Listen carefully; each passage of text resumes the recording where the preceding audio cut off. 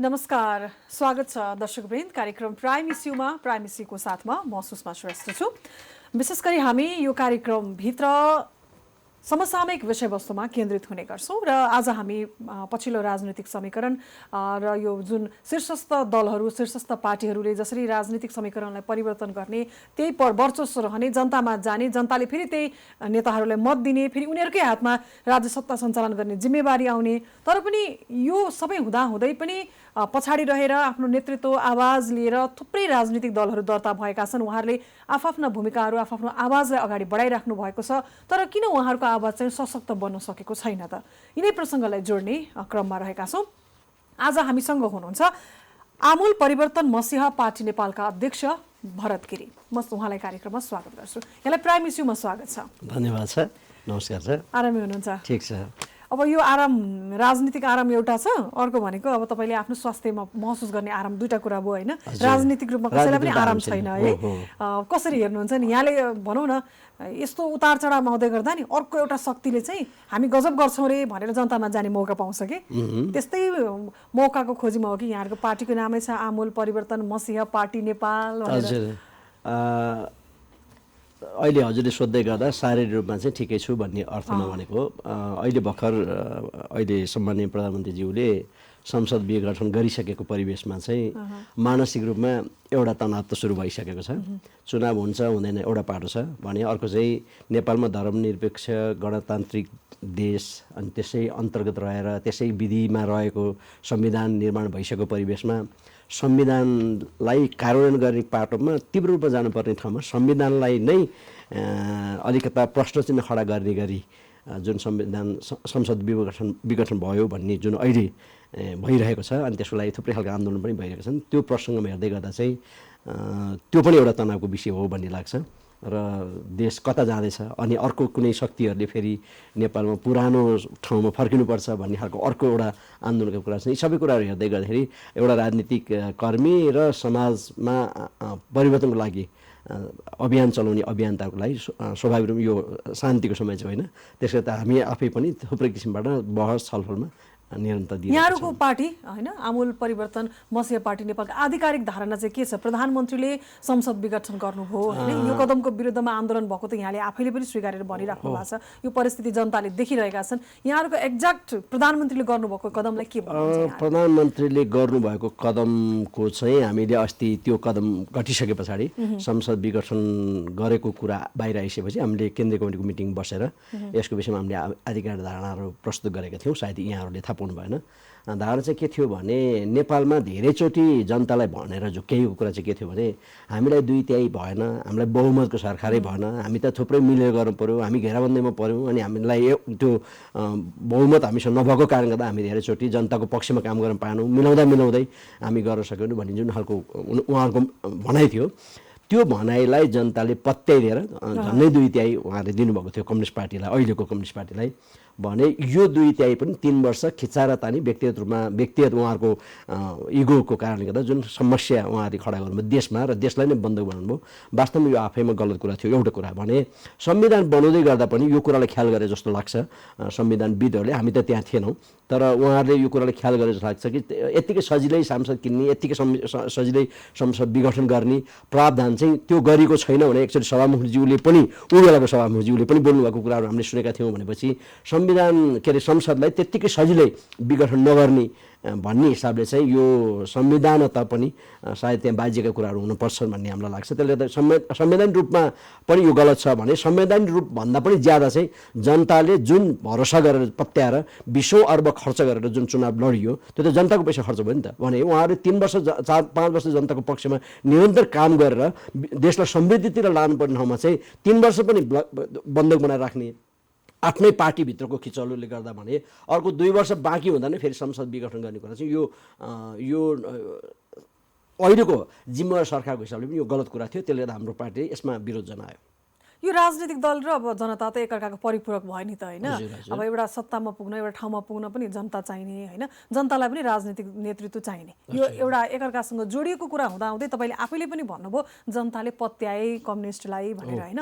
पत्याउन त नहुने रहेछ नि त राजनीतिक दललाई त्यसो भए होइन। ठुला ठुला सपना बाँड्ने त्यो सपनै हो, विश्वास गर्नु हुँदैन भनेर अब ढुक्क भएर बस्ने जनता। सायद यहाँले भनेको कुरा अहिलेसम्म चाहिँ ठिकै हो जस्तो लाग्छ। जनताले धेरैचोटि एउटा शब्द एउटा फ्रेज प्रयोग गर्नुहुन्छ नि, जुनै जोगी आए पनि कानै छिरेका भन्नुहुन्छ नि।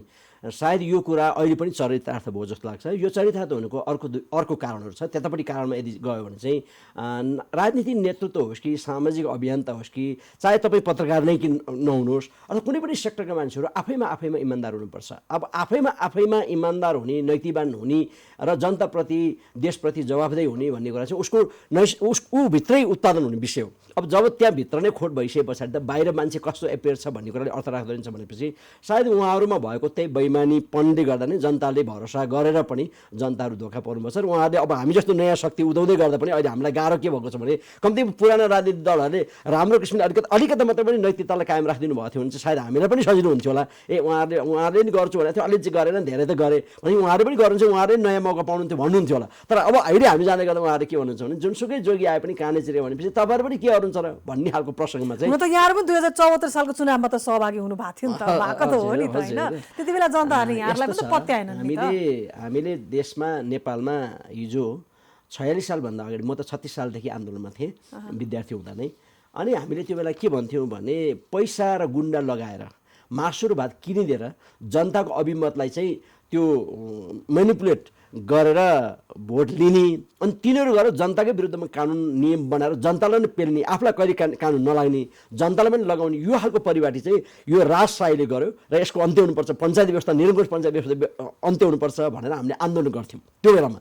भने हामीले त्यो परिवर्तन 46 सालमा पनि खोज्यौँ, तर त्यसको निरन्तरता 46देखि पनि कन्टिन्यू भयो भने 62-63को आन्दोलन पछाडि र 10 वर्ष जनयुद्ध पछाडिको जुन गणतान्त्रिक सिस्टममा गइसके पछाडि, धर्मनिरपेक्ष भइसके पछाडि, गणतन्त्र देश बनिसकेपछि, नयाँ संविधान बनिसके पछाडि पनि जनताले चाहेको कुरा चाहिँ खासमा निष्पक्ष रूपमा जनताले चुन्न पाउने व्यवस्था हुनुपर्छ भन्ने कुरा थियो। भनेपछि त्यही कुरामा भयो के भने त्यसको निरन्तर हामीले पञ्चायती व्यवस्थालाई जुन कुरामा विरोध गरेको थियो त्यसकै निरन्तर 46 साल पछाडि, त्यसकै निरन्तर 62-63 भइसके पछाडि अब अहिले यहाँले भन्दै गरेर 64मा आएर चुनाव त लड्नुभयो तर जनताले पत्याएनन् भन्दै गर्दा चाहिँ सायद हामीले जनतासम्म लानलाई, हामीले हाम्रा कुरा भनिदिनलाई, हाम्रा कुरा गरेर कन्भिन्स गर्ने कुरामा सायद हामीसँग यो साधारण स्रोतका कमीहरू थिए। एउटा कुरा भने अर्को त उहाँहरूले त्यो पैसा, पहुँच, पुलिस, प्रशासन, धन दौलत सबै मासु भात तरकारी के हो सबै व्यवस्था गरिब जनताका मुद्दाहरू भनेको कसरी चाहिँ भोको पेट भर्ने होइन, कसरी आफ्नो नाङ्गो शरीर ढाक्ने। अब अहिले त्यस्तो चिसोको मौसम छ हेर्नु त, के लाउने र के खाने, कोरोनाको कहर, यस्तो बेलामा जनताले त मासु भात, तपाईँले आफैले प्रयोग गरेको शब्द है, जनता गरिब जनताले एक छाक मासु भात खान पाउँदा त्यो दिन उनीहरूको उज्यालो होला, खुसी होला। तर जनतालाई मासु भात खाएकै आधारमा मत किन्यो भने जनताको अपमान गर्न पाइन्छ? यहाँले त्यसलाई मुद्दा बनाउन पाइन्छ? मेरो विचारमा अब जनता चाहिँ अहिले कस्तो भइदिनु भयो भने बरु हिजो अलिक सचेत हुनुहुन्थ्यो जस्तो लाग्यो। अहिले चाहिँ के भइदियो उहाँहरूले पनि के देख्नु भने राजनीतिक नेतृत्व चाहिँ जसै पनि ब्रह्मलुट गरे गर्दो रहेछ। अर्थात् हिजो चप्पल लगाएको नेता आज आलिशान बङ्गलामा बस्छ, ठुलो गाडी चढ्छ, उसकै ठुलो सान छ भने पछाडि जनतालाई पनि के लाग्नु थाल्यो होला अब चाहिँ भने अब यिनले गएपछि जसरी पनि जनता पैसा काम गर्ने त होइनन्, जसै तसै तिनले पनि थुपार्ने भनेपछि बरु अहिले त चुनाव बेला भए पनि अलिअलि बरु केही छ भने बरु ठिकै चाहिँ लिउँ भन्ने खालको ठाउँमा सायद जनताहरू यसैले गर्दा मैले भन्दै गरेको कुरा के भने हामीले जनतालाई प्रशिक्षित गर्न आवश्यक छ। जनतालाई फेरि पनि नयाँ सिराबाट उहाँहरूलाई सुशिक्षित गर्न आवश्यक छ, उहाँहरूलाई शिक्षित बनाउन आवश्यक छ, उहाँहरूलाई उहाँको जीवनसँग सम्बन्धित विषयमा, देशको विषयहरूमा उहाँहरूलाई फेरि पनि सिकाउनुपर्छ भन्ने मलाई लाग्छ। उहाँहरूले अहिले त समस्या के पनि भएको छ भने सबै 46 सालको आन्दोलनमा मरिजमान सिंह बिचरा स्वर्गीय मरिजमानजी स्वर्गीय हुनुहुन्छ, कहाँ हुनुहुन्छ, उहाँलाई उहाँको नाम मैले जोड्नु पर्ने भयो। 46 सालमा उहाँले के भन्नुहुन्छ, सबै नेपाली के अरे सबै नेपाली पञ्च, सबै पञ्च नेपाली भन्ने एउटा नारा लाउनु भएको थियो भने अहिले भएको चाहिँ के छ भने सबै नेपालीलाई उहाँले काङ्ग्रेस र कम्युनिस्टका कार्यकर्ता अनि सबै काङ्ग्रेस र कम्युनिस्टका कार्यकर्ता भनेको जनता भन्ने खालको परिवेशमा उहाँहरूले त्यो परिबन्धमा पारेको कारणले गर्दा पनि सायद जनताले त्यसको विद्रोह गर्न सकेनन्। अर्थात् थोरै जनमत जो न्युट्रल त सायद मेरो विचार छैन जस्तो लाग्छ, न्युट्रल केही छन् भने पनि उहाँहरूको आवाज चाहिँ न्यून भयो भन्ने लाग्छ। त्यसले त एजुकेटेड बनाउने कुरामा उहाँले यो पार्टीको एउटा सदस्यता भिडाइदिएर पनि उहाँले अलिकति बढी मेनिपुलेट गर्नुभएको छ भन्ने मलाई लाग्छ। हजुर, अब यही राजनीतिक घटनाक्रमतर्फ नै जाउँ होइन, प्रसङ्ग जहाँ जोडी पनि अहिले अहिले मुख्य विषय भनेको संसद विघटन नै हो। यहाँहरूले पनि भन्नुभयो यो प्रधानमन्त्रीले गर्नुभएको यो कुरा चाहिँ गलत हो, संविधानमा लेखेको कुराभन्दा ठिक विपरीत गर्नुभयो भनेपछि प्रधानमन्त्रीले गर्न खोज्नु भएको के जस्तो लाग्छ? राजनीतिक अस्थिरता ल्याउन खोज्नु भएको कि उहाँले के गर्न खोज्नु भएको, यहाँले कसरी व्याख्या मेरो विचारमा राजनीति अस्थिरता केसँग भन्दा पनि उहाँलाई चासो, मेरो विचारमा चासो, किनभने केपी ओलीज्यूको ब्याकग्राउन्डलाई तपाईँले हेर्नुभयो भने, अहिलेको प्रधानमन्त्रीज्यूको ब्याकग्राउन्ड हेर्नु भने उहाँ धेरै समय पार्टीमै पनि अल्पमतमा उहाँको निरन्तर लडाइँ थियो।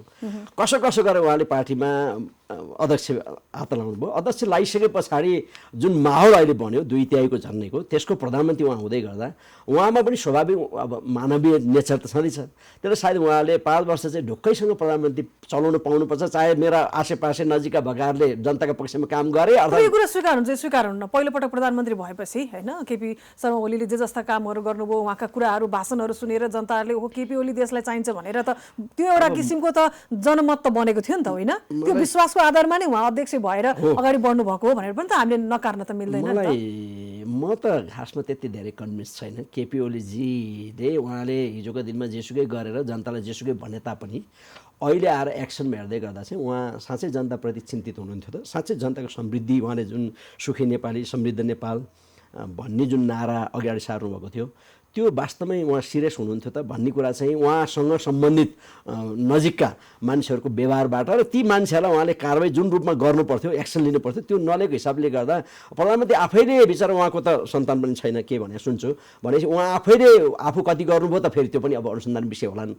यदि होइन भने उहाँले जनताको पक्षमा जति गर्न सक्नुहुन्थ्यो त्यो नगरेको हिसाबले चाहिँ मलाई अब त्यो पनि कतै कतै उहाँको कतै हिडन कुराहरू थियो कि, अर्थात् कतै कुनै साँठगाँठ थियो कि, अर्थात् कतैबाट केही सहमति थिए कि, सायद उहाँले त्यो प्रपञ्च पो गर्नुभयो कि। जस्तै उहाँ राष्ट्रवादी बन्नुभएको थियो एकताका, उहाँले जुन विशेष गरी नाकाबन्दीको विषयमा उहाँले जुन कुराहरू गर्नुभयो, अब त्यही बेला पनि एक खालको न्युज आएको थियो कि एची महाकालीको यात्रा गर्दै गर्दा कोनी कसले कहाँ सहायता गर्यो, यता खालको थुप्रै कुराहरू आइपर्छ। त्यसले गर्दा अब उहाँले हिजो जेसुकै भन्नुभयो तापनि एक्सनमा उहाँलाई 2/3 जनताले पत्याइसके पछाडि चाहिँ उहाँले व्यवहार त देखाउनु पर्थ्यो। नदेखाइसके पछाडि चाहिँ सबै भन्ने कुरा नै हुन् भन्ने कुरा चाहिँ उहाँले चरितार्थ गर्नुभयो। र अहिले उहाँले संसद विघटन गरेर चाहिँ जनताको निम्ति म गर्न चाहन्थेँ, उल्का गर्दै थिएँ अनि यहाँ मेरो भाँजो हालेँ तर म जसरी पनि टिक्छु भन्ने किसिमबाट उहाँले संसद विघटन गरेको अथवा के गरेको भन्दा पनि सायद उहाँ लामो समय सत्तामा बस्छु, यदि बस्नै पाइनँ भने के चाहिँ गर्नु त, बरु तलाइन छैन मलाई छैन भन्ने ठाउँमा पो पुग्नु भएको हो कि यदि चुनाव गराउनु भयो भने चाहिँ त्यसो भन्नुभएछ कि भनेर ठान्नुपर्ने हुन्छ। हजुर,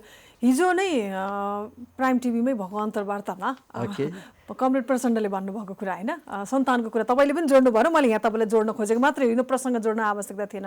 केपी ओलीको सन्तान हुनु र नहुनु उहाँको राजनीतिक चरित्र अर्थ्याउँछ र?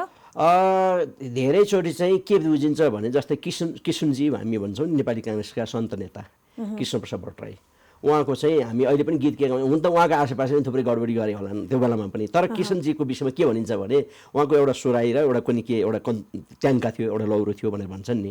त्यो चाहिँ के हो भने जब मेरो केही कसैलाई थुपारिदिनु छैन भने म त स्वाभाविक रूपमा जनताको लागि गर्ने मान्छे हो भन्ने चाहिँ एउटा नैतिक रूपमा पनि मान्छेले स्वाभाविक रूपमा सट्टै हेर्दाखेरि बुझ्ने कुरा हो। त्यस अर्थमा चाहिँ प्रधानमन्त्रीको सन्तान छ र छैनले भन्ने अलिकति अर्थ लाग्छ भन्ने कुरा हो। तर यहाँले उठाउनु भएको कुरा चाहिँ एउटा समाजसेवा, एउटा समाजसेवी, एउटा समाजको अभियन्ता, यदि समाजको परिवर्तन चाहने, समाजको विषयमा चिन्तन लिने, समाजमा केही इलाइट अफ द सोसाइटी यदि कसैले आफूलाई ठान्छ भने चाहिँ त्यो चाहिँ सन्त किसनजीमा हुने भन्दा पनि अझै क्रान्तिकारी किसिमको आफ्नो आचरण व्यवहार हुनुपर्थ्यो र त्यो चाहिँ प्रधानमन्त्रीजीमा पनि हुनुपर्छ र अहिले भएका सबै तमाम मन्त्रीहरू पनि हुनुपर्छ भन्ने चाहिँ त्यो चाहिँ हाम्रो फेरि मान्यता हो। हजुर, अब यो संसद पुनर्स्थापना हुन्छ कि हुँदैन अथवा निर्वाचन आयोग जुन प्रक्रियामा गएको छ चुनावी प्रक्रियामा, यो दोस्रो कुरा भयो कि मैले तपाईँलाई सोध्न खोजेको, जसरी प्रधानमन्त्री केपी शर्मा ओलीले चुनावको घोषणा गर्नु भएको छ नि, त्यो चुनावमा तपाईँहरू जाने कि नजाने त? अब यस्तो राजनीतिक पार्टी भइसके पछाडि हामीसँग साधन स्रोत कहाँ छ, जनताले हामीलाई कति पत्याएनन् अथवा हिजोको दिनमा के परिणाम आयो सँगै केही चासो राख्ने कुरै भएन। स्वाभाविक रूपमा राजनीति पार्टी हो, शान्तिपूर्ण राजनीति पार्टी हो, अब चुनावमा भाग लिने राजनीति पार्टी हो, देशको आमूल परिवर्तनको लागि केही गर्न खोज्ने राजनीति पार्टी भएको कारणले स्वाभाविक रूपमा हामी चुनावमा भाग लिन्छौँ। तर हामीलाई शङ्का चाहिँ के भने यो चुनाव सायद हुँदैन। शङ्का गर्ने आधारहरू के त? सबै राजनीतिक दलहरू पार्टीहरूले साथ दियो भने प्रधानमन्त्रीले चुनाव गराउनु सक्नुहुन्छ भन्ने विश्वास पनि त लिनु पर्यो। अब सबै राजनीतिक दलहरूले विरोध गर्दै गर्दा पनि उहाँले संसद पुनर्स्थापना प्रति चासो राखिरहनु भएको छैन नि त, त्यसप्रति पोजिटिभ हुनुहुन्न नि त। उहाँ लगातारमा आफ्नो भनाइहरू यहाँले सुन्नुभयो भने उहाँ त्यसको नेगेटिभमा हुनुहुन्छ। तपाईँको भनाइमा पनि संसद पुनर्स्थापना हुन्छ भन्ने संसद पुनर्स्थापना हुन्छ र हुँदैन भन्ने कुरा चाहिँ मैले भन्ने कुरा होइन, अनि मैले जवाफ दिन्छु सायद यो चाहिँ प्रधानमन्त्रीज्यू नितान्त उहाँलाई नै थाहा हुने कुरा भयो। अर्को कुरा चाहिँ हामीले हाम्रो देशको संरचनामा अब फेरि मैले यहाँलाई यहाँतिर आक्रमण गर्नुपर्ने हुन्छ, अब यो कुरा कति जायज मलाई थाहा छैन, के हामीले हाम्रो देशमा भएको सिस्टमलाई के हामीले साँच्चै स्वतन्त्र रूपमा स्थापित गरेका छौँ त भन्ने कुरा आउँछ। के हामीले वैधानिक सिस्टममा त्यसको विधि र विधानसँग मान्छेहरू नियुक्त भएका छन् त, सर्वोच्चमा त्यसरी नियुक्त भएका छन् मान्छेहरू, अथवा विभिन्न पुलिस प्रशासनहरूमा, विभिन्न आर्मीका ठाउँहरूमा, विभिन्न निजामती क्षेत्रहरूमा के उहाँहरू त्यहीको विधि अनुसार नेपालको कानुन त त्यस किसिमले आएका छन् कि, अथवा हिजो भागभण्डामा तेरो चाहिँ यो, मेरो चाहिँ यो, यतिवटा सभा के अरे यो राजदूत चाहिँ तेरो, यतिवटा चाहिँ मेरो, यतिवटा न्यायाधीश तेरोबाट, यतिवटा मेरोबाट भन्ने किसिमको भागभण्डामा यदि हिजो त्यसरी गरिएको थिएन र यदि त्यसो गरिएको छ भने कसले सर्वोच्चको निर्णयमा पनि तपाईँ आशंका गर्ने ठाउँ छ भन्नुहुन्छ। कसले नियुक्त गर्यो के गर्यो भन्ने आधारमा उहाँको लोयल्टी कसरी हुन्छ भन्ने कुराहरू हुन सक्छन् भन्ने कुरा एउटा आधार हो। त्यसले गर्दा अब यो संसद विघटन हुन्छ हुँदैन भने जस्तै अहिले भर्खरै यहाँलाई भुपु मैले अहिले भर्खर पनि सभामुखजीको कुराले उहाँले हाम्रो संविधानमा संसद विघटन गर्ने प्रावधान छैन भने कुनै समयमा अन्तर्वार्ताको कुरा अहिले भाइरल बनाउनु खोजेको छ भने अब त्यही कुरा यदि हो भने त उहाँ पनि त्यही पार्टी हुनुहुन्छ भने स्वाभाविकमा यो त संसद विघटन त नहुने रहेछ नि त, भने यो त पुनर्स्थापन हुनु पर्थ्यो भनेपछि पुनर्स्थापन किन भइरहेको छैन त भन्दा उहाँसँग त केही आँट होला नि त, प्रधानमन्त्रीले कुनै निर्णय गर्नुहुन्छ उहाँसँग त केही न केही त उहाँले त्यो ब्याकग्राउन्ड बनाइसक्नु भएको छ होला। त्यसले गर्दा यो यसै भन्ने कन्डिसनमा म आफूले मैले यो निष्कर्ष निकाल्न सक्छु जस्तो लाग्छ। यो चाहिँ प्रधानमन्त्रीज्यू आफैले गर्ने कुरा हो, किनभने प्रधानमन्त्रीज्यूकै पार्टीको हिजोको दिनमा, आज पनि त वैधानिक रूपमा त पार्टी दुईवटा छैन, उहाँले दुईवटा एक्सन देखाए तापनि भनेपछि प्रचण्डज्यू आफै पनि त निर्धक्क नभएकै कारण त उहाँ सडकमा हुनुहुन्छ भने पछाडि जनताले यसै भन्ने कन्डिसन सायद केपी ओलीज्यूले अहिलेलाई चाहिँ उहाँ जे चाहनुहुन्छ त्यही हुन्छ भन्ने मलाई लाग्छ। अब यस्तो परिस्थितिमा तपाईँहरूको पार्टी आमूल परिवर्तन मसिह पार्टी नेपाल के का लागि त? आमूल परिवर्तन मसिह पार्टी चुनाव भयो भने जनतालाई हामी फेरि एकचोटि सचेत गराउन चाहन्छौँ, किनभने यो देशमा नैतिकताको खडेरी परेको छ। अब यहाँले हेर्नु भने बरु हामी सानो सानोमा पढ्दाखेरि चाहिँ बरु यो नैतिक शिक्षा पनि हुन्थ्यो, अहिले नैतिक शिक्षाको पाठो पनि छैन भने अर्को कुरा चाहिँ के छ भने हामीले धेरैचोटि के भन्यौँ भने कम्युनिस्ट पार्टी चाहिँ देश जनताको लागि, मजदुर किसानको लागि साँच्चै मुक्तिदाता मसिह हो भनेर हामीले हिजो जसरी प्रचार गरियो अर्थात् हिजो जसरी हामीले पनि प्रचार गऱ्यौँ, यो सबै कुरा चाहिँ देशको लागि अभिशाप हो भने मैले यहाँबाट भन्यो भने फेरि थुप्रै कम्युनिस्टका कार्यकर्ता अहिले फेरि यो टोर्ने कुनै के नै बनाएर मलाई आक्रमण गर्लान् होइन। तर रियल कुरा चाहिँ उहाँहरूले मजदुरहरूको, जनताहरूको, किसानहरूको कुरा जुन नारा ल्याउनु हुँदो रहेछ नि त्यो चाहिँ उहाँहरूले त्यो किसान मजदुर सर्वहारा चाहिँ बनाइरहेपछि मात्रै राजनीति हुन्छ कि जस्तो मलाई लाग्छ। त्यसले गर्दा उहाँहरूले जेसुकै भने तापनि जनताको पक्षमा जति गर्नुपर्ने थियो उहाँहरूले नगरिरहेको कन्डिसनमा हामी के भन्न चाहन्छौँ भने अहिले देशमा नैतिक सङ्कट परेको छ भनेको मान्छे नैतिकवान छैन क्या। तपाईँको पुलिसले पक्रिन्छ होला भन्ने पुलिसले पक्रिँदैन, अनि जनताले थाहा छैन, मिडियाले पनि ल्याउँदैन, कहीँ पनि कसैलाई थाहै हुँदैन, हामीभित्र चाहिँ यो सबै मिलिरहेछ भन्यो भने मान्छेले अरबौँ रुपियाँ खान पनि तयार हुन्छ, मान्छे मार्न पनि तयार हुँदो रहेछ, मान्छे जति पनि खान पनि तयार हुन्छ। नैतिकता र नीति भन्ने कुरा त राजनीतिमा लाग्ने बित्तिकै राजनीतिकले भुल्छन् भन्ने त यही भुलेको कारणले त देश आज पनि 270 वर्ष करिब के अरे शाहवंशीय शासनमा, अब त्यही भित्र परेको 104 वर्षको शासनमा, 30 वर्ष पञ्चायती शासनमा, अब अहिले करिब 40-41 वर्ष त बहुदलवादी भन्नेहरूले पनि चलायो नि त। भनेपछि यिनीहरूमा पनि जनताप्रति संवेदनशील हुँदैनन्। हिजो आफूले कोदारी खनेको, हिजो आफूले भारी बोकेको, हिजो आफूले मलका डोकाहरू बोकेको कुरा नसम्झेर अनि आफू आलिसान महल र बङ्गला बनाउने अनि आफ्नै शाह सन्तानलाई सातौँ पुस्तासम्म थुपार्ने राखिन्छ भनेपछि त नैतिक मूल्य मान्यता सिद्धियो भने बुझ्नु पऱ्यो नि। भनेपछि नैतिक मूल्य र मान्यता सिद्धिको कारणले पनि हामी आध्यात्मिक भौतिकवादको जगमा यो देशको समृद्ध राष्ट्र बनाउनुपर्छ भन्ने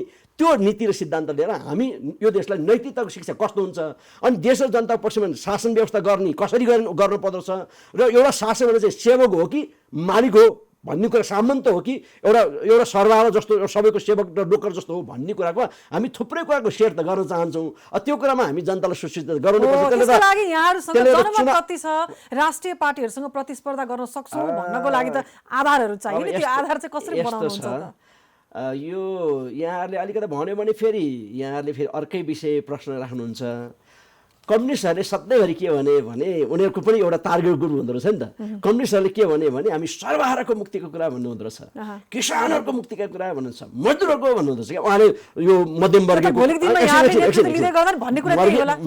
कुरा गर्नु भन, उच्च वर्गका नि कुराहरू भन, धनाढ्यहरूका नि कुराहरू भन, व्यापारीका नि कुराहरू भन। कम्युनिस्टहरूले के भन्यो आफ्नो टार्गेट ग्रुप यो भनेर भन्यो भनेपछि तिनीहरू नै हाम्रा मान्छे हुन्। तिनीहरू कति छन् त? त्यसो भए 80% छन् भन्यो नि त। भनेपछि स्वाभाविकमा आमूल परिवर्तन मसिह पार्टीको पनि जनमत त तिनीहरू नै भए नम्बर 1। उहाँलाई कति सचेत गराउँछौँ भन्ने कुरा भयो। अर्को कुरा यहाँले भन्नु भने म अब यो कुरा छुनु हुन्थ्यो हुँदैन मलाई थाहा छैन, म जुन समुदायबाटको प्रतिनिधित्व गर्छु, म आज जुन आध्यात्मिक लाइनमा छु नि, त्यो लाइनले हिसाब कुरा गर्दा चाहिँ कम्तीमा पनि 30-40 लाखको सङ्ख्यामा भएको समुदाय तिनीहरूलाई अन्याय परेको छ, तिनको विषय पनि म बेला बेलामा बोल्ने गर्छु। भनेपछि उहाँहरूले पनि हामीलाई साथ दिँदै गर्दा मजदुर, किसान, सर्वहारा, अन्याय अत्याचारमा परेका मान्छेको साथ 80% हुने भयो भने यदि वर्गको रूपमा, जातिको रूपमा, यदि धर्मको रूपमा यदि कुनै समुदाय छन् र उनको पक्षमा अहिले अल्पसङ्ख्यकहरूको विशेष गरी अल्पसङ्ख्यक जाति धर्म सम्प्रदायको विषयमा मानिसहरूले खासै त्यति धेरै चासो लिएको छैन। कसै बोल्यो भने पनि बहुमतवालाहरूले यसो र उसो भने उल्ली बिल्ली बनाउँछन् भनेपछि हामी तिनको पनि आवाज बनिरहेको परिवेशमा चाहिँ ती मान्छेहरूले पनि अलिकति पहल गर्दा हामी सायद अहिले भएका बहुमत भनेका ठुला पार्टी भन्दा हामी कम छैनौँ। तर जनताले यो कुरा हामी के भन्दैछौँ, हामी के गर्दैछौँ, उहाँहरूको लागि हामी कसरी गरिरहेका छौँ भन्ने कुरा चाहिँ हामीले जनतालाई सूचित गर्न चाहिँ बाँकी छ। हामी त्यो अभियानमा छौँ। तपाईँले मलाई भनिहाल्नुभयो आरोप लगाउनुहुन्छ भने एउटा आरोपै लगाउँ है त। तपाईँ राजनीतिको नाममा क्रिस्चियन धर्मको प्रचार गरिरहेको छ भने आरोप त छ नि त, होइन? त्यसो पनि होइन।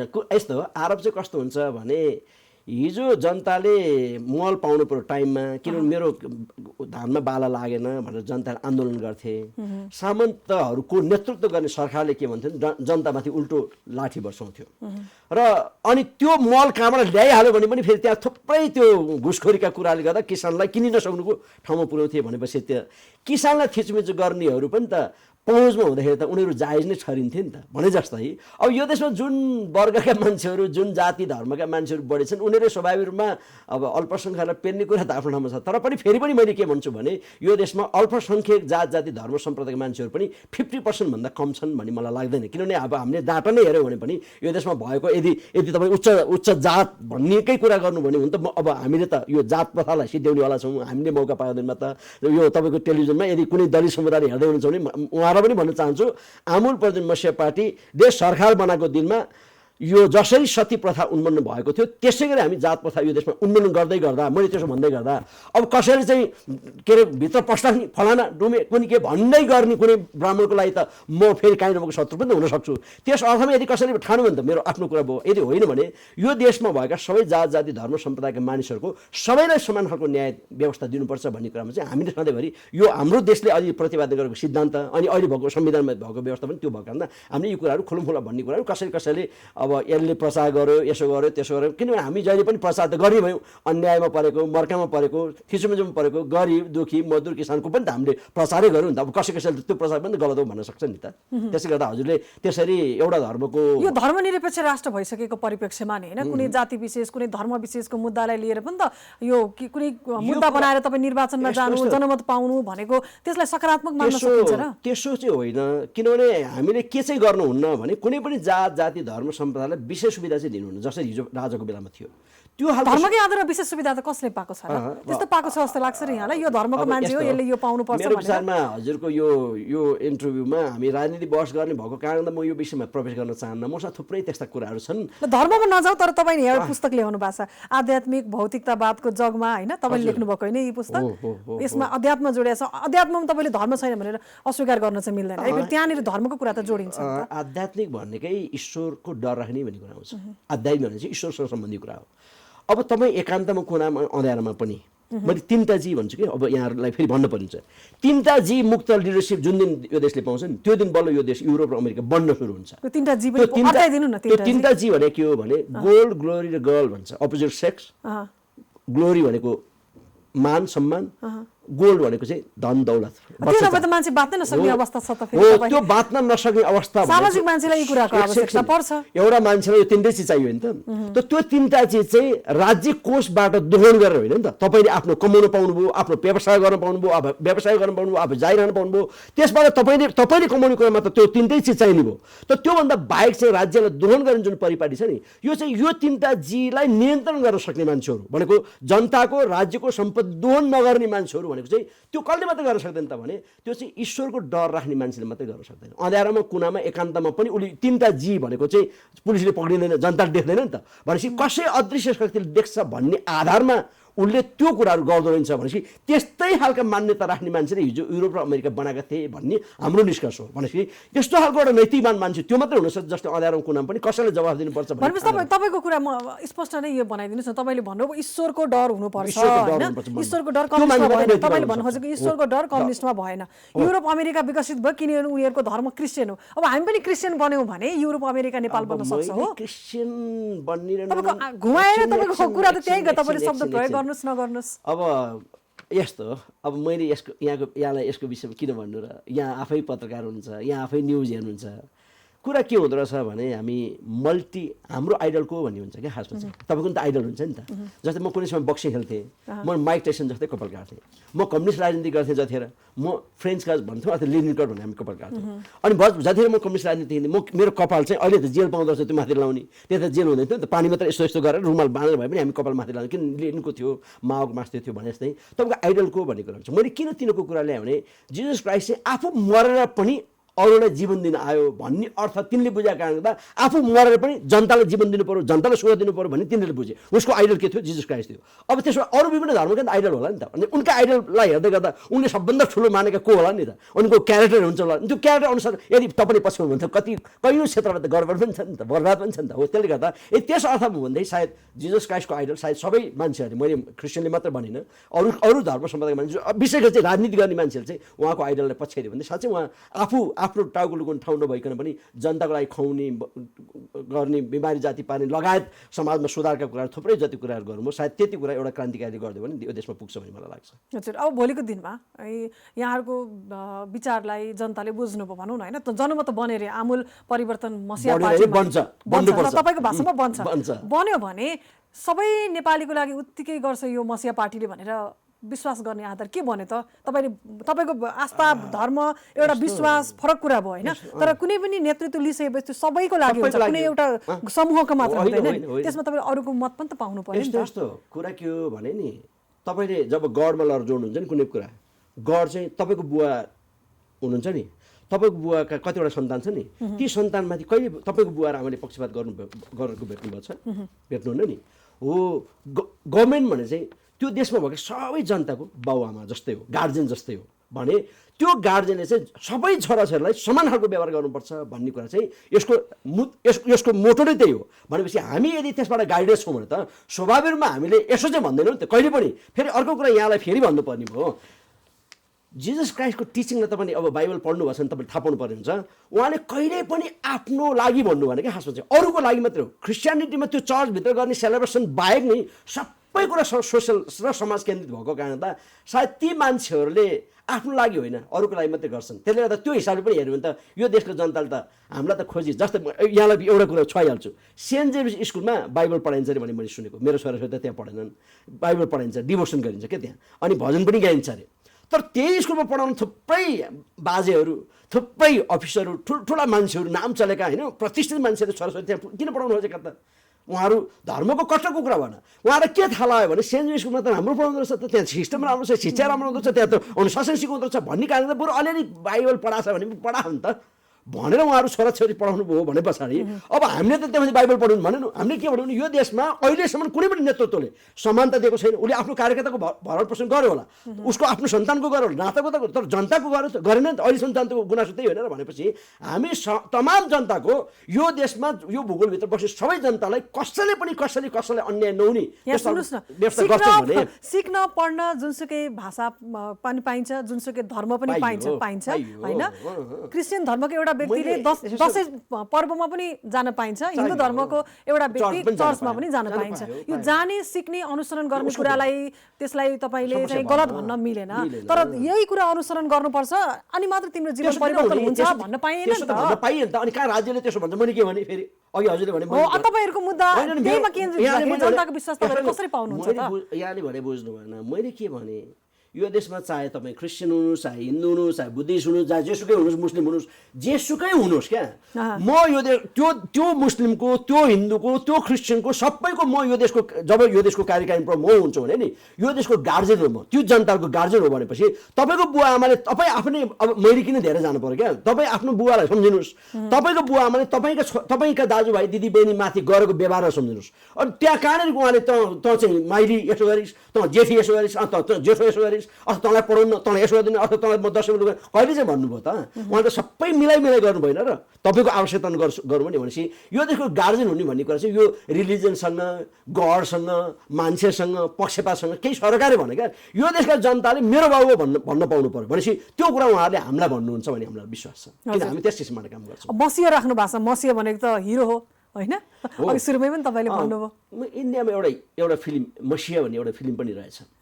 अनि अर्को चाहिँ राजनीतिमा धेरैचोटि फिल्महरू चाहिँ के प्रयोग, हिन्दीमा चाहिँ के प्रयोग गरिदिन्छ भने एउटा गुन्डाले, एउटा डाँकाले, मतलब त्यहाँको सामन्तले बस्ती उठाइदिँदो रहेछ, सबै गरिब दुखीलाई दुःख दिँदो रहेछ। अब एउटा कोही मान्छे आएर चाहिँ त्योसँग टक्कर लिएर त्यसलाई अनुशासन गरेर कारवाही गरेर सजाय दिएर अनि त्यो जनतालाई फेरि सुख समृद्धि फर्काउँदो रहेछ, त्यसलाई चाहिँ खासमा मसिया भनिँदो रहेछ। त्यसले यो देशमा थुप्रैले मसिया हुन चाहिँ खोजे, तर कसैले पनि मसियाको भूमिका त निभाएन, बरु कसको भूमिका, भिलेनको भूमिका चाहिँ निभाए, गुन्डाको भूमिका चाहिँ निभाए। त्यसले गर्दा हामीले स्वाभाविक जनतालाई एउटा मेसेज दिनु खोज्यौँ कि हामी चाहिँ यो देशको मसिया बन्न चाहन्छौँ भनेको मतलब यो देशको मुक्ति भनेपछि के त? त्यसो भए यी सबै 3 करोड करिब नेपाली जनसमुदायलाई खाडीका मुलुकमा भौतारिनु पर्ने, अर्थात् बम्बईका कोठरीमा बेचिन पर्ने, अर्थात् खान नपाएर बाटोमा भिख माग्न पर्ने, अर्थात् औषध उपचार काल परेर मर्न पर्ने, अनि कोही चाहिँ अथाह देशको लुटेर मोज गर्न पर्ने, अरबौँ सम्पत्ति थुपार्न पर्ने, यो खालको परिपाटी हामी अन्त्य गर्छौँ भनेपछि स्वाभाविकमा हामी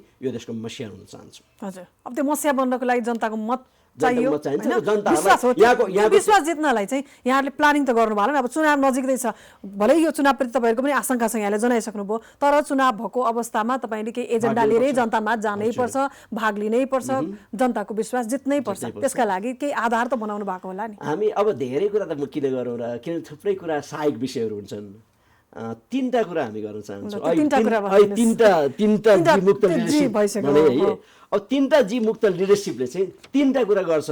अहिले नेपाली जनताले 10 वर्ष युद्ध गरेर अनि यो के अरे 62-63 आन्दोलन गरेर 46 सालको पनि आन्दोलन जोडेर तराईको पनि आन्दोलन सबै जोडेर हिसाब किताब गरेर अनि हजारौँको सङ्ख्यामा मान्छे मरेर लाखौँको सङ्ख्यामा अपाङ्ग भएर हजारौँ बेपत्ता भएर ल्याएको व्यवस्थामा जनताले खास कुरा चाहिँ जति पाउनु पनि त्यति पाएछन्, 10% मात्रै स्वतन्त्र पाएका छन्। त्यो पनि बेला बेलामा त्यो सिन्डिकेट लगाएर अङ्कुश लगाएर यो वाक स्वतन्त्रता पनि अङ्कुश लगाउनलाई कचोटि खोजेको कुरा र त्यसको विरोध यहाँले पनि कचोटि गर्नुभएको छ भनेपछि नेपाली जनताले आजको दिनमा पाएको स्वतन्त्र जम्मा 10%, मैले पर्सेन्टको हिसाब भोल्युमको कुरा गर्दैछु, 10% मात्रै स्वतन्त्र हो। यो यत्रो धेरै आन्दोलन मान्छे मरिसकेर आइसकेपछि अब आमूल परिवर्तन मसिया पार्टीले सरकार बढाउने जनताले पत्यादिनमा हामी 3टा जी गर्न चाहन्छौँ। हो, त्यो 3टा जी चाहिँ के हो भने खाडीका मुलुकमा 60-70 लाख युवाहरूले कमाएको पैसा चाहिँ यहाँ उनको श्रीमती खाँदिरहेछन् कोठा भाडा लिएर, बच्चाहरू बोर्डिङ स्कुल पढाउँदैछन्, बोर्डिङ पढाएको नानीले पनि त भोलि जाहिर पाउँछ भने टुङ्गो रहेछ नि त, +2 पुऱ्याएपछि फेरि उसको पनि कथा त उही सुरु हुँदो रहेछ भनेपछि त्यसको पनि त निश्चित रहन्छ। अनि जवानी बेलामा बिहा गरेको श्रीमान र श्रीमती अलग्गै बस्छन्, अनि 15-16 वर्ष उता यहाँ आउँदाखेरि फेरि हात त रित्तो नै छ नि त। अनि यो उहाँले कमाएको पैसा त्यसो कहाँ गयो त भने भात त अलिअलि खायो होला नानीहरूले, बच्चाहरूले, तर पैसा कहाँ गयो भने निजी स्रोतमा गयो नि त, भनेको बोर्डिङ स्कुलमा गयो। अब बोर्डिङ स्कुलमा गर्नेहरूले के साँच्चै जनतालाई चाहिने मात्रै लिएका छन् त, त्यहाँ उहाँहरू पनि त अथाह कमाएर फेरि आफ्नो पनि त रमाइलो के थुपार्ने कुराहरू छन् भनेपछि मुठीभर मान्छेहरूलाई धनी बनाउन निम्ति लाखौँ युवाहरू किन विदेशमा भौतारिनु पर्छ। हो, त्यसै गरी हामीले के भन्यो भने 3टा जी मध्ये एउटा चिज चाहिँ 3टा जी मुक्त लिडरसिपले गर्ने 3टा चिज जो हामी गर्छौँ भने एउटा चाहिँ जनतालाई शिक्षा चाहिँ राज्यको तर्फबाट सित्तैमा व्यवस्था गर्नुपर्छ, निःशुल्क शिक्षा गर्नुपर्छ। त्यो पनि डक्टर इन्जिनियर बन्ने पनि, मैले डक्टर इन्जिनियर चाहिँ पैसा तिरेर गर्ने किन न त यसले के हुँदो रहेछ भने धनीको छोरो, सामन्तीको छोरो, 2 नम्बरी भ्रष्टाचारी जे छ नि त्यसको छोरो चाहिँ जहिले पनि डक्टर इन्जिनियर बन्ने भयो, किन उसले पैसा नि त करोड रुपियाँ। जनता छोरो, किसान छोरो कहिले पनि त्यो बन्नै नपाउने भयो भने पछाडि शिक्षाले स्वतन्त्र गर्ने पछाडि डक्टर इन्जिनियर पनि राज्यले कति आवश्यक हो, जस्तै 400 हो कि 4000 हो कि उसले आफै डाटा निकाल्छ, त्यो डाटा अनुसार जनताको छोराले के भन्छ, मन्त्रीको छोरो पनि जनताको छोरो पनि उस्तै खालको इन्भाइरोमेन्टमा, इन्फ्रास्ट्रक्चरमा उस्तै इन्भाइरोमेन्टमा चाहिँ जनताको छोरो पनि मन्त्रीको छोरो एउटै ठाउँमा पढ्न पाउनु पर्यो। त्यो पढ्दै गर्दा चाहिँ उसले डक्टर इन्जिनियरमा जनता छोरा पनि प्रतिस्पर्धा गर्न पाउने भयो नि त। त्यो राज्य आफैले सित्तैमा पढाए पछाडि हुम्ला जुम्लामा चाहिँ डक्टर छैन सिटमा नपाएर मऱ्यो भन्नु पऱ्यो नि त। भनेपछि राज्यको सबै ठाउँमा जनताले के अरे उसले आफ्नो कर्मचारी हटाउन सक्ने भयो। भनेपछि शिक्षा सित्तैमा हुनुपर्छ नम्बर 1 पहिलो शिक्षा भयो। पहिलो शिक्षा। दोस्रो कुरा चाहिँ के गर्नुपर्ने छ भने यो औषधि उपचार छ नि, तपाईँ हस्पिटलमा जानुभयो भने मृगल हस्पिटल जानु सबै मृगल बिमारी जस्तो लाग्छ। मुटुको समस्या त्यस्तै छ, सुगर प्रेसरको समस्या त्यस्तै छ, कति छ समस्या। अनि मान्छेहरू भर्छ किन गर्दो रहेछ त भने ओहो बुढो हुन्छ अथवा रोग लाग्छ आँखा फेर्नु पर्यो भने कति हजार लाग्छ, उसले त लाख हिसाब गर्ने भयो नि त। अनि मृगलाई फेर्नु भने 30-35 लाख लाग्दो रहेछ, उसले त 4 जना हिसाब गर्छ, त्यो पनि एउटा मृगलाई कुरा गर्छ, उसले दुईटाको त 60 लाख लाग्ने भयो। अनि 60 × 4 हिसाब गर्नु बाबामा छन् भने अझ त्यो पनि जोड्ने भयो। अनि यो सबै हिसाब गर्दा उसो त करिब 2 देखि 3 करोड त उसले अङ्गहरूकै सुरक्षाको लागि पनि उसले छुट्टी हुन्छ हस्पिटल भनेपछि अब त्यतिले पुग्छ फेरि अनि त्यति पनि कमाएको छ, त्यो कमाउनु उसको लडाइँ हुँदो रहेछ भनेपछि स्वास्थ्य सित्तैमा हुनु पर्यो राज्यको तर्फबाट। चाहे 19 करोड लागोस् 56 करोड लागोस् चाहे 19 रुपियाँ मात्रै लागोस्। यहाँ त कोरोनाको लागि एउटा किट किन्ने पैसा पनि सरकारले अन्त्यमा गएर त त्यसैले गर्दा त यहाँको टेलिभिजन मार्फत म जनतालाई भन्न चाहन्छु कि यहाँले यो भ्रमको खेतीमा म काङ्ग्रेस आछाप नलर्नुहोस्। आमूल पर्दै म्युनिसिपालिटीले एकचोटि पत्याइदिनुहोस्, तपाईँ जिन्दगीमा तपाईँ त रुएर खुसी हुँदै आँखाबाट आँसु झारेर खुसीले आँखाबाट आँसु झारेर एकचोटि यो आमूल प्रदेश म्युनिसिपालिटीको को सरकार हुन्छ म हुन्छु अथवा अर्को कोही होला भने यो सरकारलाई म एकचोटि आशीर्वाद दिन्छु, यो प्रधानमन्त्री म एकचोटि भेट्न चाहन्छु भनेर हुम्लाका जुम्लाका दार्चुलाका ताप्लेजुङका बुवाहरूले एकचोटि म त्यसलाई भेटेर आशीर्वाद दिन्छु भनेर भन्न चाहनुहुन्छ भन्ने लाग्छ। किनभने हामीले के भने स्वास्थ्यको क्षेत्रमा हामीले यदि सित्तै गरिदियौँ भने त्यो हाम्रा ती युवाहरू अनि त्यो भ्रष्टाचार गर्ने मान्छे पनि त्यो स्वास्थ्यको चिन्ता त उसो हरायो नि त। राज्यले गर्छ भने राज्यले बरु होलबडी चेकअप राख्छ, त्यो वर्षमा हो कि 6 महिना हो कि उसले सबै कम्प्युटरमा रेकर्ड राख्छ, उसको के छ फ्यामिली हेरिटेजको बिमारी, उसको फ्यामिलीबाट आएका बिमारी के त्यो सबै कुरो राख्छ। अनि त्यो उसको 1.5 लाख लाग्ने त उसको 1.5 पनि उपचार हुन्छ नि, त्यति टाइमली सबै कुरा सिस्टममा जाने भने। त्यसले गर्दा स्वास्थ्यमा हामीले सित्तैमा दिन चाहन्छौँ। दुईटा कुरा भयो शिक्षा र स्वास्थ्य। अर्को एउटा कुरा चाहिँ के रहेछ भने बुढेसकालमा अब अलिअलि सम्पत्ति छ, फेरि छोराले व्यापार गर्छु भने के भन्छ फेरि बेचेर व्यापार गर्नु होला, व्यापार फेरि डुब्ला देश यस्तै हो भनेपछि बुढेसकालमा पैसा त चाहिन्छ हेर भाइ। त्यसले गर्दा छोरालाई पनि कमाइदिनु पर्यो, आफूलाई पनि चाहिन्छ भने ऊ भ्रष्टाचार जसरी पनि गर्दछ। अनि हामीले के भन्नु भने कम्तीमा पनि 65 हो कि 70 त्यसको चाहिँ हिसाब निकालौँला। 65 या 70 वर्ष पुगेको वृद्धहरूलाई चाहिँ राज्यले के गर्न पर्यो भने सबै वडापालिकामा नै 6600 कुनै कति वडापालिकामा 6664 कि 84 वडापालिकाहरूमा नै सुविधा सम्पन्न एउटा नर्स, एउटा त्यो के अरे किचन के अरे कुक सहितको साधारण एमबिबिएस डक्टर सहितको त्यस्तो केही व्यवस्था गरेर चाहिँ सुविधा सम्पन्न के अरे वृद्धाश्रमको व्यवस्था हुनुपर्छ। यो 3टा कुरा तपाईँले गरिदिइसके पछाडि चाहिँ अब त्यसमा पछाडि तपाईँको बाँकी काम के बच्चा तपाईँ पाउनुहुन्छ म उपचार गरिदिन्छु, बच्चा तपाईँ पाउनुहुन्छ म पढाइदिन्छु, अनि तपाईँ बुढो हुँदै गर्दा तपाईँलाई म पाल्छु भनेपछि अब तपाईँको काम के हो भने राज्यले व्यवस्था गरिदिएको उद्योग कल कारखाना जाँदा छ नि काम, तपाईँ त्यहाँ काम गर्नुहुन्छ, काम कमाउनुहुन्छ, कमाएर तपाईँ राखेको पैसा 1 वर्षमा म 1 महिना त छुट्टी हुन्छ नि, त्यो 1 महिना घुम्न जाने भने भन्नुहुन्छ, अथवा म 2-3 वर्ष जमाएपछि युरोप जान्छु भने जानुहुन्छ। अनि तपाईँसँग सम्पत्ति छ भने पनि तपाईँ कुनै च्यारिटीमा हाल्नुहुन्छ क्या, त्यसमा पछि भ्रष्टाचार खासमा मान्छेले गर्नुपर्छ। त्यसले यो 3टा कुरा जुन 3टा कुरा जब म यो देशमा लागू गर्छु, आमूल प्रदेश म्युनिसिपालिटी लागू गर्छु नि, त्यसभन्दा पछि यो देशमा भ्रष्टाचार अटोमेटिक रूपमा मेरो अहिले 100 छ भने त्यो 10% अटोमेटिक झर्छ भन्ने हाम्रो विश्वास छ। हजुर यो त भरत गिरीले बोलेको कुरा भयो होइन। भरत गिरीको सङ्गठनमा कति छ, किनभने यो तपाईँले एक ठाउँमा भरत गिरीले चुनाव जितेर बन्दैन सरकार होइन, त्यसको लागि देशैभरि तपाईँको सङ्गठन कतिको बलले छ, सङ्गठनमा कस्ता कस्ता नेता कार्यकर्ता छन्, त्यसले कसरी विश्वासको मत लिन्छन्, हो त्यसले सबै कुराले अर्थ राखेर सरकार बन्छ। 5 वर्ष हामीले अभ्यास गर्दै आयौँ, राजनीति अभ्यास देशैभरिमा 60वटा जिल्लासम्म हामीले सङ्गठन पुर्याएका थियौँ। अब सङ्गठन पनि त जसको बल्या छ, जसले यसो चखाउन सक्छ, जसले योजनाहरू पार्न सक्छ, त्यसले त कहिलेकाहीँ मान्छे निष्क्रिय हुन्छन् होला, आफ्नो ठाउँमा छ। तर हामी निरन्तर सङ्गठन विस्तार अहिले पनि म पूर्वमा 1.5 महिनाभित्रमा 2 चोटि पूर्व गएँ, ताप्लेजुङको हाम्रो योगेशजीको ठाउँमा पनि गएँ, त्यहाँदेखि किचनाकी के भन्ने ठाउँ रहेछ झापाको, त्यहाँदेखि त्यो पूर्वको एउटा माहौल बनाएर आएको छु भने अब फेरि त्यसरी पश्चिममा मान्छेले बोलाइराख्नु भएको छ भनेपछि हामी देशैभरि जान चाहन्छौँ। यहाँको टेलिभिजनले यहाँले मौका दिनु मलाई धन्यवाद भन्न चाहन्छु। यो टेलिभिजन पनि कम्तीमा लाखौँ मान्छेहरूले हेर्नुहुन्छ होला, यहाँलाई एकचोटि भन्न चाहन्छु म यो ऊ भनेर नभन्नुहोस्, आमूल प्रदेश म्युनिसिपालिटीलाई एकचोटि तपाईँले दिनु भने यो 3टा कुरा आमूल प्रदेश गर्न जाओस्, कसैले गोली हाल्छन् हालोस्, अर्थात् कुनै अन्तर्राष्ट्रिय दबाब नै आउँछ भने त्यो दबाब ठेक्न तयार, तर हामी एकचोटि यो गर्न चाहन्छौँ। त्यसले यहाँहरूले एकचोटि हामीलाई टेस्टकै लागि भन्यो भने गरिदिनुहोस् भने भन्न चाहन्छु। त्यो गर्नको लागि मेरो सबै ठाउँमा भएका जति पनि नेता कार्यकर्ताहरू छन् सबै दक्ष छन् सक्षम छन् भन्ने कुरामा तपाईँ आफू पनि ढुक्क हुनुहुन्छ नि। हामी त्यसले एउटा प्रशिक्षण पनि दिन्छौँ मान्छेहरूलाई हामी किन यो संसारमा छौँ। हामीले त खासमा जीवन र जगत हेर्ने दृष्टिकोण विषय पनि हामीले सिकाउँछौँ खासमा चाहिँ हामी किन छौँ, हामी के को लागि आएका छौँ, हाम्रो कर्तव्य के हो, अनि हामी कहाँ जान्छौँ, गएर हामी के गर्छौँ, यी सम्बन्ध हामी सिकाउँछौँ। भनेपछि उनीहरूलाई यो संसार चाहिँ हाम्रा अधिकांश मान्छेहरू चाहिँ हामी यात्रामा छौँ, 2 दिनको यात्रामा छौँ, त्यसले हामी जाने ठाउँ अन्त्य छ भनेपछि यहाँ कम्तीमा असल गरौँ भन्ने चाहिँ लगभग मान्छेहरू अहिलेसम्म भएका कार्यक्रममा त्यो पारेका छ।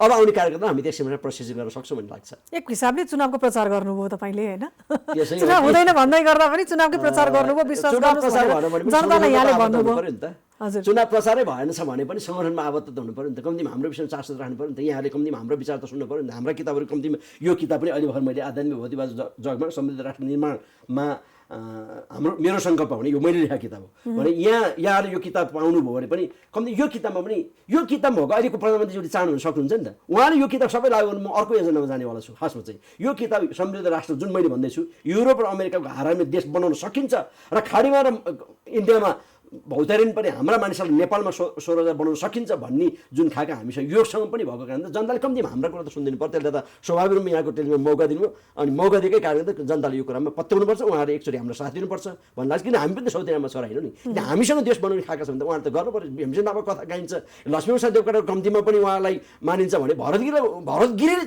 त्यो सह छ भने उहाँले के ठुल्ठुला कुरा गरेर भन्दै उनको कुरा चाहिँ किन पत्याउनु पर्छ। अब काङ्ग्रेसले कम्युनिस्टले भन्दैमा अनि यत्रो कथा सुनिसक्यो, 70 वर्षमा त काङ्ग्रेसको कथा सुन्न थालेको, कम्युनिस्टको कुरा कथा सुनेको पनि 70 वर्ष भइसक्यो। दुईटा त सबैको हेरिसक्यो भनेपछि अब के हेर्नु पर्यो त फेरि बाँकी, अनि के किने हेर उहाँहरूलाई एउटा सदस्य दिएन हो, त्यो त उहाँहरूले च्यात्नुपर्छ भन्छु, सडकमा ल्याएर च्यात्नुपर्छ, आमूल प्रधानमन्त्रीको अभियानमा जोडिनुपर्छ भन्ने मलाई लाग्छ। तपाईँले सपना चाहिँ बाँड्नुभयो। अब अर्को कुरा नि जस्तो चुनाव जित्नको लागि साम दाम दण्ड भेद जे पनि गर्छ अरे राजनीतिक दलले भन्छ होइन, तपाईँहरूले चाहिँ के चाहिँ गर्न सक्नुहुन्न त चुनाव जित्नको लागि? हामीले मासु भात खुवाउन सक्नुहुन्छ तपाईँले नि भएको कुरालाई? मासु भात खुवाउनु पनि नसकिने भयो।